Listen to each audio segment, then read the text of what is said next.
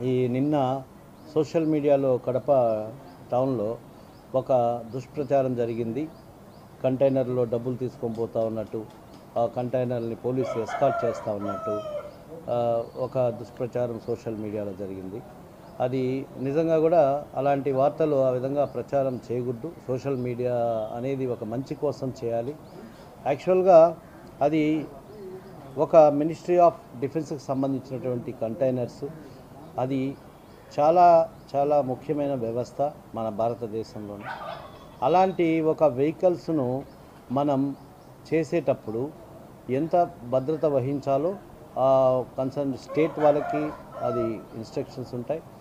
అదేవిధంగా పోలీసు మరియు రక్షణ వ్యవస్థకు సంబంధించిన ఆర్మీ పీపుల్ దాన్ని ఎస్కార్ట్ చేసుకుంటూ తీసుకువెళ్తారు.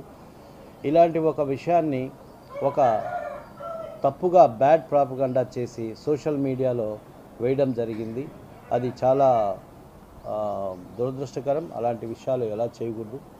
ఇది చాలా చాలా ఇంపార్టెంట్. అది అదేవిధంగా పాత్రికేయుల సోదరులు కూడా ఇప్పుడు నేను ఇచ్చేటటువంటి ఒక విన్నపం ఏంటంటే, ఏదైనా సోషల్ మీడియాలో ఒక విషయము మనకు ఎవరో వ్యక్తిగతంగా ప్రచారం చేసినప్పుడు దాన్ని మనము ఆ యొక్క కన్సర్న్డ్ వ్యవస్థకు సంబంధించి, ఆ డిపార్ట్మెంట్కి సంబంధించి వాళ్ళని క్లారిఫికేషన్ తీసుకోవాలి.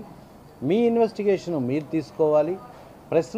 ప్రెస్లో వచ్చేటటువంటి ఏ విషయానికైనా చాలా మంచి వాల్యూ ఉంటుంది. అలాంటి ఒక వాల్యూ ఉన్నటువంటి వ్యవస్థలో ఇలాంటి దుష్ప్రచారాలను వాళ్ళ యొక్క దీంట్లో పబ్లిష్ చేయకూడదు.